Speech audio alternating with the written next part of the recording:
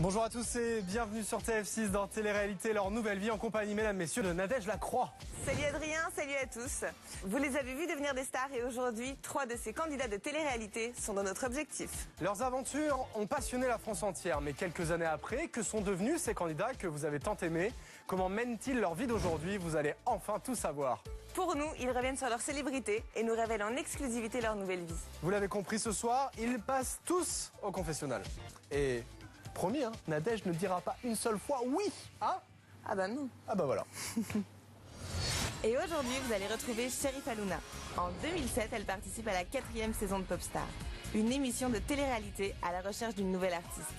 Après avoir passé toutes les étapes avec succès, elle découvrira le jour de sa victoire qu'elle est enceinte de 6 mois. Ça a été très bouleversant. Pour une jeune fille de 18 ans, c'est la claque. Aujourd'hui, elle revient sur l'expérience qui l'a changée pour toujours, avant de nous dévoiler sa nouvelle vie d'artiste dédiée à l'associatif.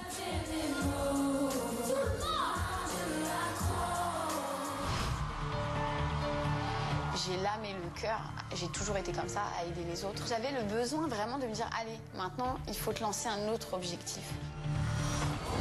Autre destin, autre parcours, celui de Claire, ancienne membre du groupe L5. En 2002, elle participe à la première édition de Popstar, une émission dans laquelle un jury est à la recherche du futur girls band français. Je préfère tout de suite te dire que c'est oui. Quand ça s'est arrivé, je me suis dit, c'est peut-être à moi qu'il arrive la chance de vivre quelque chose d'exceptionnel. 12 ans après sa participation, elle revient avec émotion sur cette expérience, avant de nous révéler les coulisses de sa vie d'aujourd'hui. Rien n'est urgent. J'avais besoin de passer un cap. Et quel cap?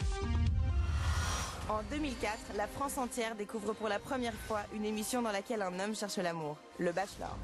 Le célibataire s'appelle Olivier et il va vivre pendant des semaines un conte de fées sous l'œil des caméras. Acceptes-tu de devenir ma femme? On n'était pas fait l'un pour l'autre. Aujourd'hui, il revient pour la première fois sur son expérience avant de nous dévoiler les coulisses de sa nouvelle vie. C'est très important qu'on ait cet esprit un peu américain dans ma société, c'est-à-dire que le client est roi. Enfin, vous retrouverez Armande Altaï, l'un des grands témoins de la télé-réalité en France. Elle nous livre ses confidences sur ses années de professeur de chant au sein de la Star Academy. Les grands destins du petit écran, c'est maintenant!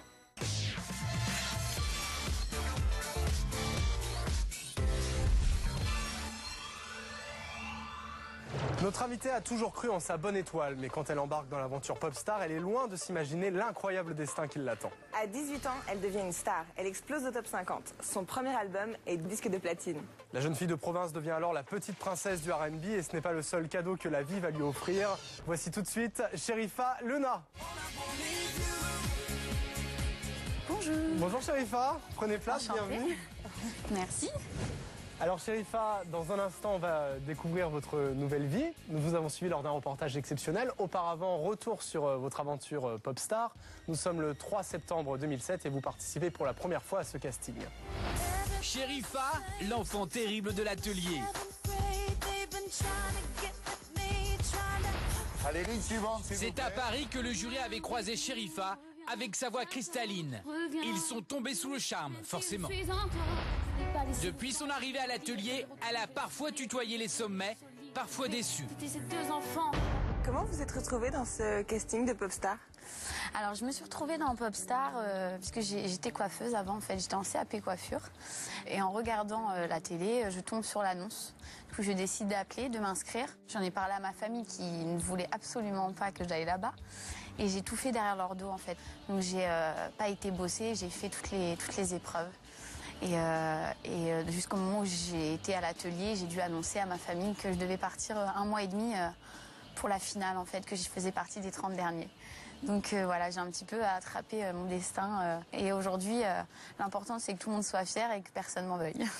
Il y a des bruits qui disent que votre maman vous a dit si tu ne gagnes pas, c'est pas la peine de revenir. J'étais coiffeuse, elle me payait une école privée qui coûtait assez cher. Donc du coup, c'est vrai qu'elle était déçue en tant que maman de dire qu'elle paye une école depuis 2 ans, qu'elle Elle voulait absolument que j'ai ces diplômes de coiffure et que je parte pour un casting sans vraiment savoir si j'allais gagner ou autre. Donc effectivement, quand je lui ai dit, elle m'a dit, écoute, t'as intérêt de gagner puisque je ne t'aiderai plus. Et je pense que ça a été un bon coup de pression et du coup, je me suis dépassée. Mais avant de se dépasser, Sherifa a dû faire face aux critiques du jury. Tu peux avoir un coup génial et un coup minable. La régularité, c'est ce qui paye. Tu ne l'es pas. Pour au final être sélectionné. Sherifa, tu iras à l'atelier. Alors, je dis, vous allez me faire pleurer. Ça me fait toujours bizarre parce que j'ai jamais regardé en fait les images. Parce que je suis très sensible, donc je préfère pas regarder. Et je vois à quel point je suis plus du tout la même. Quel regard vous portez sur la jeune fille que vous venez de voir? Je déteste me voir à cette époque parce que déjà j'étais très garçon manqué.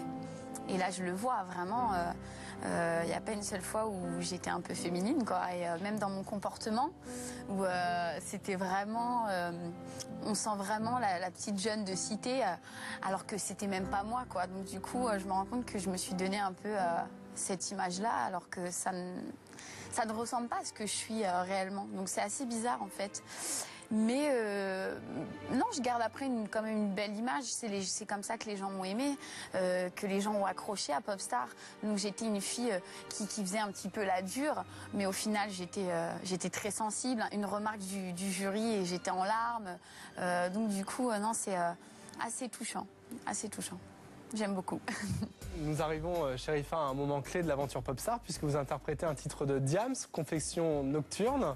C'est une prestation qui restera dans ma tête parce que je l'ai chantée avec une camarade de Popstar avec qui j'ai vraiment accroché, qui était une très forte personnalité. Je ne peux pas, tu sais, j'ai peur, moi. Je ne sais pas si j'assume de le voir avec elle. Ok, reste discrète, devant le cric, la bombe lacrymogène vide. Devant une clé, devant sa plaque, que je la règle, ça bème, que je la crève, ça bème, que je la harcèle, comme il te plaît, ça bème, si tu savais comme je l'aime. Papa, je ne peux pas. Et c'est là où tu vois la puissance et l'énergie que ramène le hip-hop. C'est-à-dire que ça t'en met plein la tête. Et surtout, elles ont joué le jeu. Ouais, 2 secondes, j'arrive. Mais qu'est-ce que tu fous là? Je te croyais chez ton père, mais tu te fous de moi. J'ai toujours été droite et je vivais pour toi.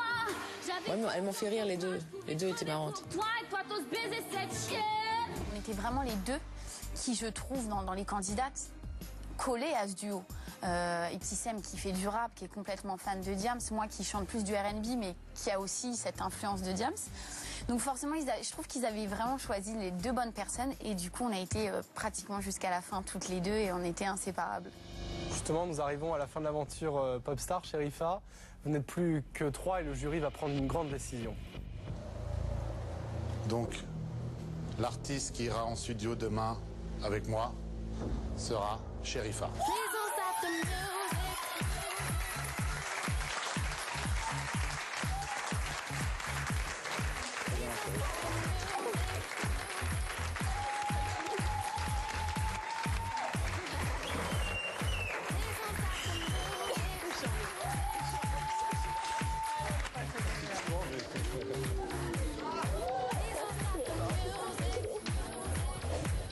C'est vraiment que ça commence, c'est ça? Je sais, t'inquiète.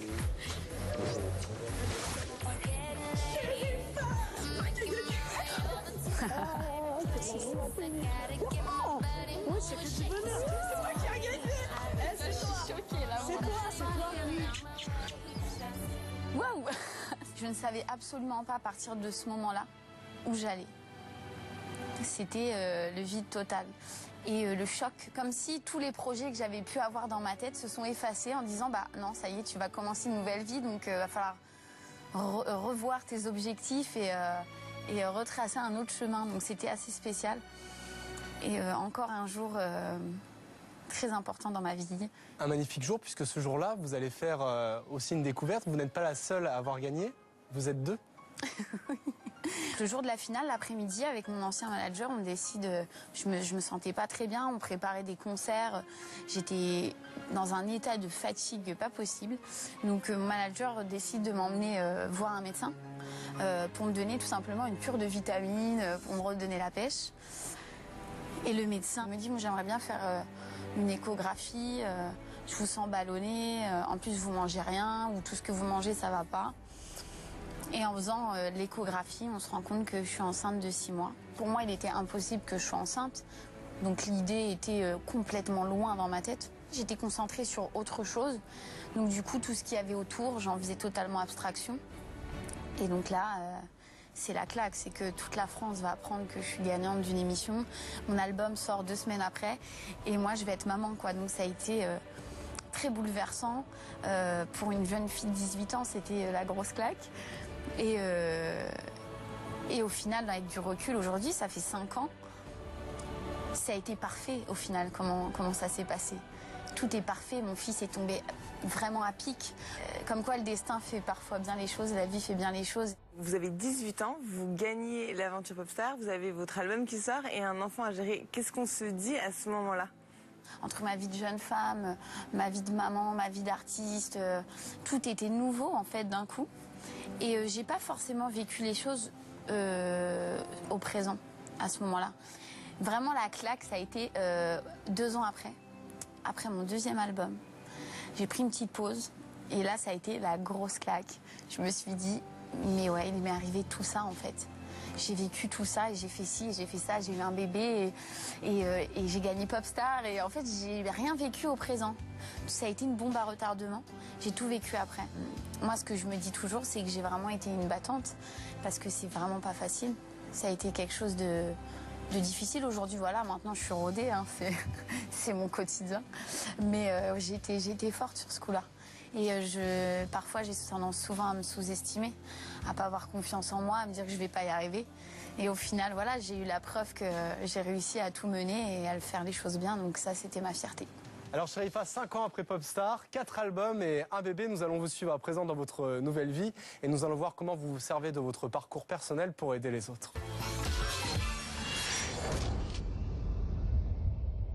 Et c'est au Havre que nous retrouvons Chérifa Louna. À quelques minutes de montée sur scène, la jeune artiste s'apprête à chanter devant des milliers de fans. Des étapes. En 5 ans au début, c'était le studio qui me plaisait. Ensuite, c'était plus les tournages de clips. Et aujourd'hui, vraiment, je me sens bien que sur scène, pratiquement. J'ai envie de faire que ça, au final. C'est vraiment les meilleurs moments où on a un vrai contact, où on reçoit et on donne. Donc ça, c'est le top. C'est ce que je préfère. Depuis maintenant 3 ans, Chérifa se produit à l'occasion de nombreuses tournées caritatives sur les routes de France. Elle a donc décidé de joindre l'utile à l'agréable en se produisant sur scène pour de multiples associations. Ce soir-là, c'est pour une cause qui lui tient tout particulièrement à cœur que la jeune princesse du R&B s'apprête à donner de la voix. Un concert. On a un concert important. Très important, puisque aujourd'hui, je suis pas venue que pour la promo de mon 4e album, mais je suis aussi venue pour Les Voix de l'Enfant, qui est une très belle association. Je vais te laisser en parler. Chérifa est venu avec quelques artistes en effet soutenir l'association La Voix de l'Enfant qui milite pour la protection de l'enfance depuis plus de 30 ans. Mais c'est important d'avoir des soutiens, d'artistes généreux et Chérifa fait partie de ces gens-là. Voilà, elle incarne toute une génération de gens qui ont rêvé un moment en regardant la télé, assis dans leur canapé et puis qui sont rentrés dans la télé et qui en sont ressortis avec le succès. Et je trouvais ça important qu'elle fasse partie de ce collectif. Et si le visage de Mathieu vous dit quelque chose, c'est que comme Chérifa, Mathieu est issu d'un célèbre télécrochet, la Star Academy, souvenez-vous. Une valse à 3 temps, je sens encore le temps, de s'offrir des détours du côté de l'amour, comme c'est charmant une valse à 4 temps. C'est beaucoup moins dansant, mais tout aussi charmant qu'une valse à 3 temps, une valse à 4 temps, une valse à 20 ans. Si les jeunes chanteurs en sont arrivés là aujourd'hui, c'est surtout grâce à la télé-réalité qui les a révélés au grand public. Je pense que tous les deux, on a tiré du bon de notre participation à un télécrochet, télé-réalité. J'ai fait Popstar, j'ai gagné et ça m'a permis de me propulser. On est connus tous les deux des émissions de télé très populaires, de Popstar ou Starac. Il y avait énormément de gens qui regardaient ces émissions. Donc on sortait de ces programmes stars en 2 jours. Si on est là quelques années après, pour moi 8 ans, et toi ça fait combien de temps Popstar? Ça fait 5 ans. C'est qu'il y a eu beaucoup de travail, parce que sinon on se fait vite éjecter. Le métier ne nous attend pas. Pour les 2 artistes, la télé-réalité a constitué un véritable tremplin vers le succès. Ce soir, ils se retrouvent à l'occasion d'un concert multi-artistes. L'occasion pour Chérifa de rassembler ses troupes, avec notamment Colonel Rayel, avec qui elle a récemment enregistré un titre sur son dernier album. Tu sens bon, Colo? Ah merci, je viens de me mettre du parfum, ouais ça va. Donc Chérifa c'est une chanteuse que j'ai connue sur Popstar, à l'époque je me rappelle très bien. De façon générale, je pense que la télé-réalité c'est une chose positive, que ce soit au niveau de l'artistique, parce que Chérifa